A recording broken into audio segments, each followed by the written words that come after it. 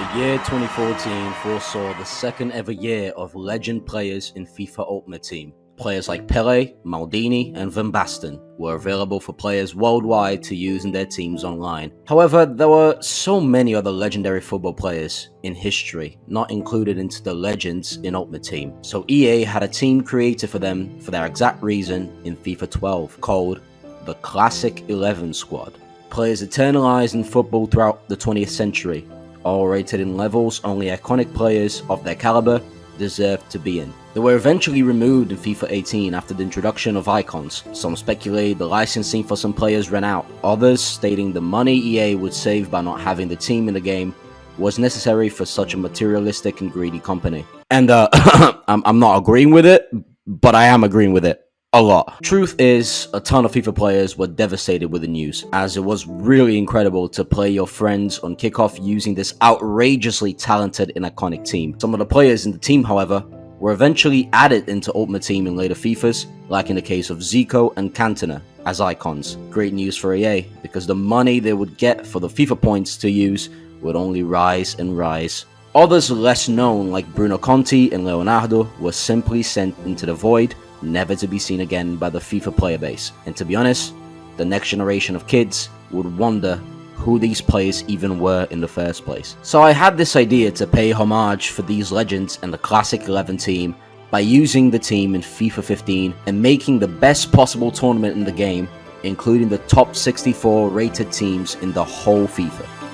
Without further ado, let's check the starting 11, shall we? In goal, the most iconic goalkeeper in Brazilian football history, Cláudio Taffarel. An international and Parma hero.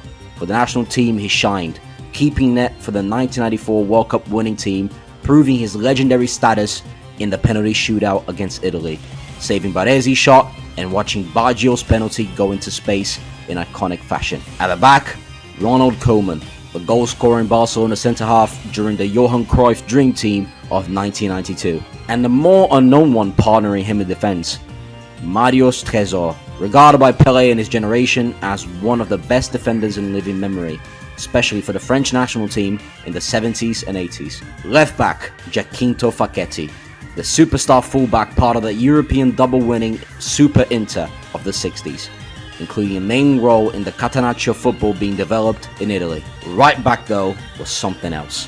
Arguably the first ever attacking fullback of football history, Carlos Alberto, a Brazilian hero. Great part of the Brazilian 1970 World Cup winning team, including the final against Italy in Mexico, scoring one of the most involving and fluid goals of the tournament's history, summarizing that deity Brazil created back then. Midfield time, Gianni Rivera, the best midfielder in history of AC Milan, also an integral part of the European Cup win for the Rossoneri in 1963 and the Italian national team in the 1970 run to the final. Rivellino, a name almost no European ever heard of, but you should never forget him. The inventor and master of the dribble called flip-flap, but we now call the Elastico. The dribble immortalized by Ronaldo and Ronaldinho. Well, this the guy that invented it. Now the legend of the Brazil national team in the 1970 World Cup and eternalized by his football in Brazilian soil with Corinthians. Personally, none of these legends can step to the power of Zico, the best player of Flamengo's 129-year history and one of the best midfielders Brazil could ever produce. The best free kick taker of the entire 20th century. Winner of the 1981 Libertadores, the South American Champions League, and in the 1981 Club World Cup, destroying the English dominant Liverpool team of Kenny Dalglish in Tokyo by 3-0. Represented also the Brazilian national team in the 1982 World Cup, regarded by many as the best team to have never won the trophy in history. Zico is a forever great. The front three, Hugo Sanchez, the best player of all time from Mexico, known by his goal celebrations in the 80s and a Real Madrid legend. 562 career goals, making him as well the 5th highest goal scorer in La Liga history. An amazing feat, especially for a foreigner. Eric Cantona, a magician with his words. As flies to wanton boys, we are for the gods. They kill us for the sport. Some might say, but mostly with this football. combining power and skill into iconic goals no Man United fan wants to forget. One of the main reasons as well that Alex Ferguson's team was so dominant back in the 90s. And finally, but not least, Roger Miller. On the international game at least, the Cameroon superstar, eternalized by his goal celebration dancing with the corner flag, and at 38 years old, selected to play in the 1990 World Cup in Italy, scoring 4 goals, breaking the record as the oldest player to ever score in the World Cup finals, only to be broken in the next tournament in 1994 in the USA by him again, at 42 now, scoring against Russia in the USA, a record yet to be broken. And there were so many more I could still talk about.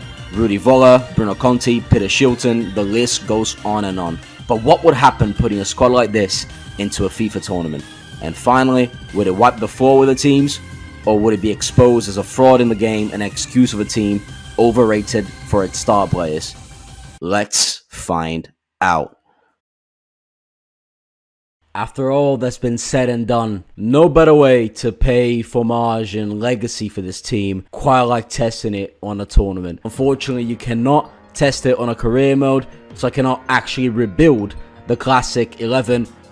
Again, how would I rebuild a team that looks like this? I mean, yes, every single player of this team is on their 60s. The average squad age of this team is 57.7. Literally all of these players have grandsons or granddaughters, literally killing their bodies for 90 minutes straight against people a third of their age. Half of these people are dead. I placed them on a carefully designed tournament with 8 teams per group on a 64-team base tournament created in FIFA 15. As you can see, all the teams separated. Sure, you're gonna see a bunch of weird teams like, I don't know, Poland and Lille, Bilbao, fucking Queen's Park Rangers. Every team has to be at least 4 stars or up. Believe it or not, on FIFA 15, teams like Stoke, Hanover, and Sunderland were 4-star rated teams.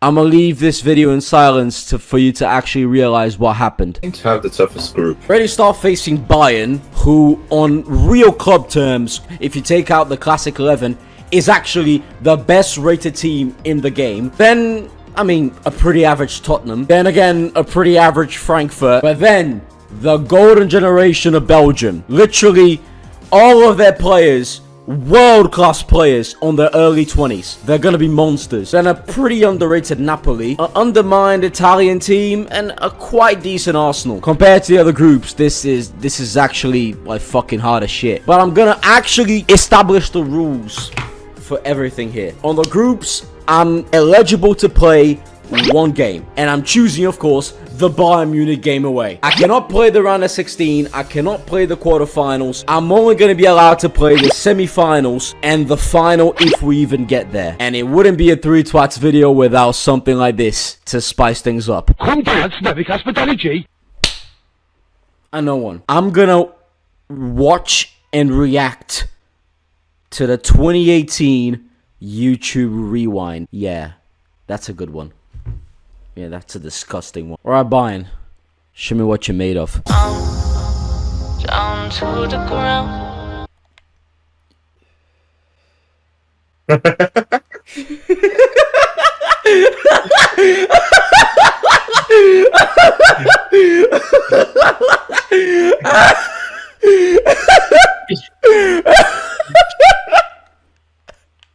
Yeah, you're ready. You're ready. I'm ready.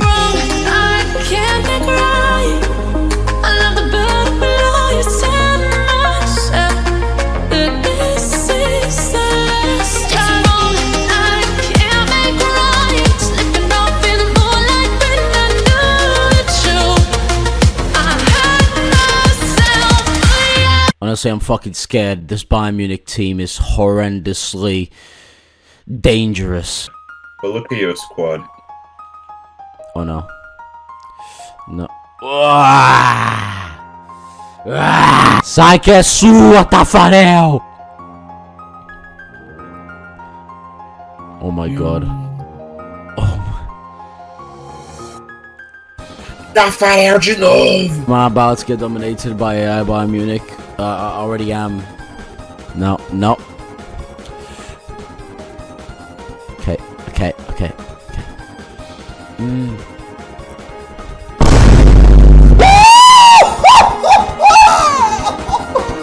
It had to be only one. There's only one. Where's the shirt? Where's the shirt? Where the fuck is the shirt, man? There's only one Zico. There's only one Zico, man. Only one. What a screamer. So much so that I fucking scream. That's my captain. That's my captain. I'm going to suck his dick. I would pay good money to suck his dick. I mean, he's still alive. I still have a chance. Schweinsteiger. Mark, that's it on the wing. Oh, no. Yeah. That was Hivelino, by the way. Our own attacking midfielder trying to defend crosses. And if I'm not mistaken, he's 5'7". Oh, sorry. That's John's job. Take it away, John. 5'7". The wind, like he used to run, cross the ball to Miller.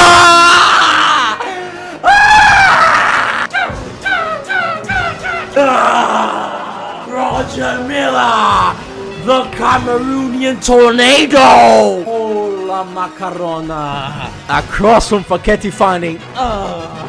That twist from the head from Roger Miller. He'll break a neck. Nah, he'll find a corner of Manuel Neuer's goal. Same corner, no need for opposite. This is in the bag. I honestly thought we were about to lose this shit when we started the match. Nah, Roger Miller pretty much sealed the game for us. Is that over? Is that over? That's over. The classic 11 hit its prey. Bayern Munich no chance, even on the Allianz. They're not favorable. I mean, I should hope so. The entire team is fucking 90 rated plus. But at least I did the bare minimum. Look at that. Even Hivelino, at 74 years old, suffers an injury in the middle of the game against a player who's about like 50 years younger than him. And he says, nah, I'm good. Put me next game, coach. What a fucking legend. Alright, describe me this Tottenham squad, John. It's old. Oh, back in these days, you don't have to automatically simulate. Eric Cantona, Hivelino, and Rivera. 3-1, and we do concede to Federico Fazio. It's already a fucking sin on itself. Carlos Alberto gets sent off. I don't know what he did. I don't know what he did, but based on that, he grew up in the 60s. He probably tried to light a cigarette up to the pitch. Top of the league, we find ourselves with Napoli. Out an away day to Frankfurt. Some familiar faces. Who remembers Lucas Piazon, that Chelsea misfit, or Kevin Trapp in goal? Roger Miller, second goal of the tournament, and Rudi Voller coming off the bench. A dream. 9 points from 9, but Napoli is still inching closer. And now Belgium's golden generation. Carlos Alberto is back to face this incredibly fucking talented Belgium team. I mean, if you take, De Bock, Fellaini, and Januzaj out of that equation, then yeah, it's a world-class Belgium team. Eden Hazard goes to the score sheet before his career started to crumble. But nah, Hivelino, Cantona, and Sanchez. I just realized how easy this is getting and how I'm lacking entertainment for the video. But if we're talking top scorers, not a single player of us to be found. I mean, Ronaldo up there, sure, but then Castro of Real Sociedad and Kissling of Bayer Leverkusen travel down south of Italy to Naples to face Napoli, who are right on our tail. On form, one of the best teams in the whole tournament. A prime Gonzalo Higuain, a prime Marek Hamsik, a prime Insigne, Callejon. John, can you read the number 18's name, please?